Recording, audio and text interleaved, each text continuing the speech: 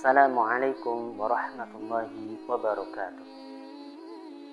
Hamdan wa syukran lillah, wassalatu wassalamu ala rasulillah wa ala alihi wa sahbihi wa mawalah. Teman-teman yang dirahmati Allah subhanahu wa ta'ala, semoga senantiasa kita dalam lindungan Allah subhanahu wa ta'ala. Dalam kesempatan ini, Ustadz akan menyampaikan tentang janji Allah subhanahu wa ta'ala bagi orang yang senantiasa berkurban pada raya Idul Adha. Teman-teman yang dirahmati Allah subhanahu wa ta'ala, alhamdulillah, pada kesempatan kali ini kita dipertemukan oleh Allah subhanahu wa ta'ala di bulan ini, yang mana bulan ini banyak sekali keistimewaan yang kita raih. Salah satunya adalah berkurban. Kurban artinya mendekatkan diri kepada Allah subhanahu wa ta'ala. Berkurban di hari raya Idul Adha, jelas Allah subhanahu wa ta'ala akan menggantikan dan banyak pahala-pahala yang kita dapat. Yang pertama, Allah subhanahu wa ta'ala adalah Tuhan yang Maha Agung, penguasa dan pemilik alam ini. Sedangkan kita manusia adalah hamba Allah yang sangat kecil di hadapannya. Karena itu, sudah selayaknya kita patut taat kepada Allah subhanahu wa ta'ala dengan senantiasa kita berkurban. Allah subhanahu wa ta'ala telah menyampaikan dalam surah Al-Imran, lan tanalul birra hatta tunfiqu mimma tuhibbuna wa ma tunfiqu min syai'in fa innallaha bihi alim. Allah subhanahu wa ta'ala mengatakan, kamu tidak akan memperoleh kebaikan sebelum kamu menginfakkan sebagian harta yang kamu cintai, dan apapun yang kamu infakkan tentang hal itu, sungguh Allah Maha mengetahui. Artinya apa? Allah subhanahu wa ta'ala akan menggantikan bagi orang-orang yang menginfakkan sebagian hartanya. Apalagi ini untuk berkurban. Ya, berkurban. Tentunya apa yang kita mampu, entahlah berkurban dengan kambing atau sapi.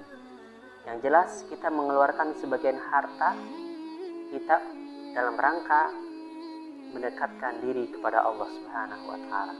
Artinya dalam ayat ini ditegaskan, seseorang belum mencapai tingkat pengabdian yang tinggi sehingga ia mampu menginfakkan miliknya yang disenanginya.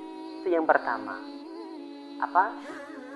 Janji Allah bagi orang yang berkurban mengeluarkan sebagian hartanya itu adalah wujud pengabdian diri kepada Allah subhanahu wa ta'ala. Pengabdian yang paling tinggi kepada Allah subhanahu wa ta'ala itu dengan mengeluarkan sebagian harta kita, itu berkurban dengan kambing ataupun sapi. Kemudian yang kedua adalah untuk menjadi orang yang patuh dan taat kepada Allah subhanahu wa ta'ala, atau untuk melaksanakan perintah Allah subhanahu wa ta'ala. Tentu banyak godaan dan gangguan atau setan akan membisik-bisikkan dalam hati kita sehingga was-was dan ragu. Disinilah kita diuji. Apakah kita bisa mengalahkan gangguan setan itu? Ataupun malah tidak? Karena kebanyakan mampu untuk membeli hewan kurban untuk dikurbankan, tapi dia tidak ada kekuatan untuk berkurban. Banyak gangguan, banyak setan yang membisiki dia sehingga dia tidak berkurban. Nah, inilah dia janji Allah bagi orang yang berkurban, itu adalah bentuk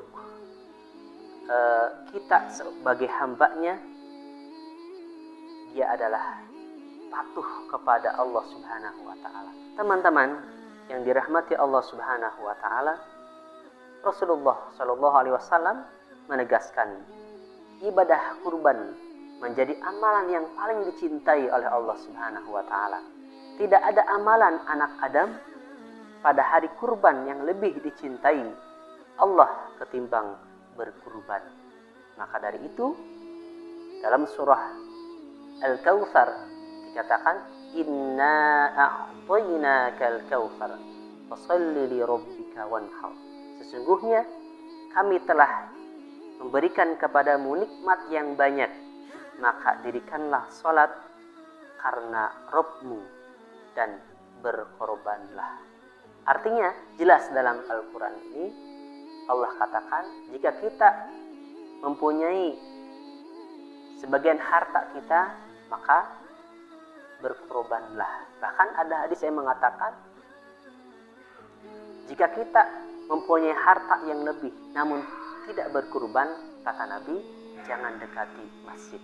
Teman-teman yang dirahmati Allah Subhanahu wa Ta'ala, maka manfaatkanlah waktu ini selama kita diberikan umur panjang oleh Allah Subhanahu wa Ta'ala dan kita mampu untuk berkurban, maka berkurbanlah.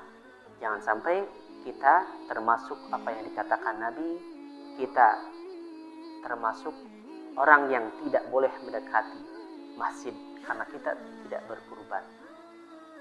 Dan mudah-mudahan kita diberikan kekuatan iman oleh Allah Subhanahu wa Ta'ala. Jika kita mampu untuk berkurban, maka kita berkurbanlah.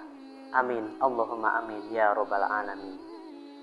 Mungkin itu saja penjelasan singkat yang Ustaz sampaikan. Mudah-mudahan ada bermanfaat, khususnya pada Ustaz sendiri dan umumnya bagi yang mendengarkannya. Ustaz akhiri, wabillahi taufiqul hidayah. Wassalamualaikum warahmatullahi wabarakatuh.